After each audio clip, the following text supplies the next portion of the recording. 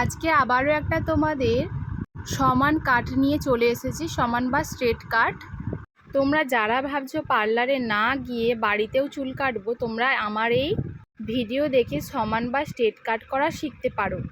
যারা যারা নতুন পার্লার কোর্স করছো বা বাড়িতেই পার্লারের কোর্স করতে চাইছো, তো আমার চ্যানেলে পার্লারের কোর্স, পার্লারের যাবতীয় কাজ ছাড়া হয়, তোমরা সেখান থেকে দেখে নিতে পারো। চলো তাহলে দেখতে থাকো। প্রথমে কিন্তু ভালো করে চুলটাকে ডিট্যাঙ্গেল করে নিতে হবে, কোনো রকম যাতে জট না থাকে।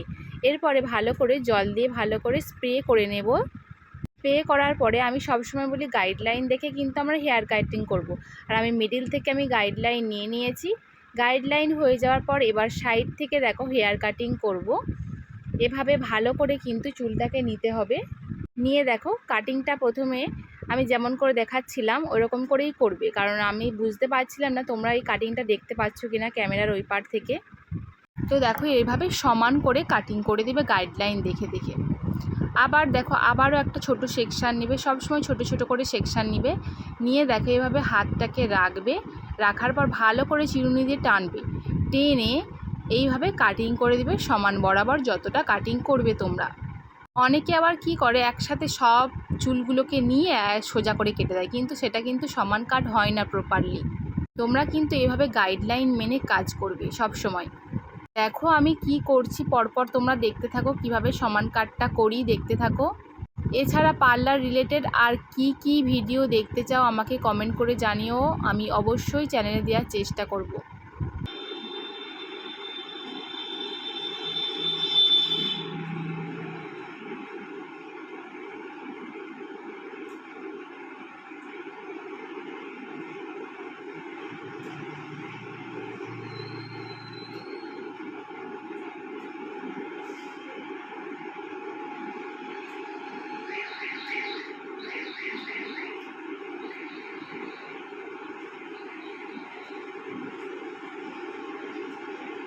এভাবে কাটিং হয়ে যাওয়ার পর আবার কিন্তু তোমরা রিচেকিং করবে। আবার দেখো রিচেকিং করছি আমি। প্রথমত তো ক্লায়েন্টকে অবশ্যই ঘাড়টাকে সোজা করে রাখতে বলবে, কারণ ঘাড় যদি এঁকো বেঁকো থাকে হেয়ার কাটিংও কিন্তু উল্টোপাল্টা হবে। তো আবার দেখো রিচেকিং করে করে আমি যাচ্ছি, যাতে চুল এক্সট্রা, যাতে চুল কোনো বেরিয়ে না থাকে বা অসমান যদি কাটা থাকে আবার ভালো করে কাটিং করে দিতে হবে।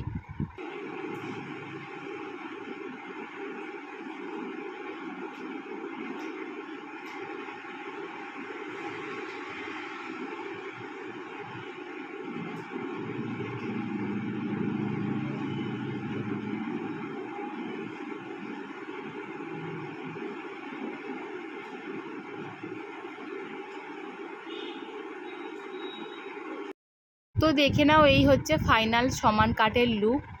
তো আমি তোমাদের একবার চিরুনি দিয়ে আঁচড়েও দেখে দিচ্ছি। দেখো সমান কাট আমার প্রপারলি ডান। এইভাবে তোমরা বাড়িতেও সমান কাট করতে পারবে।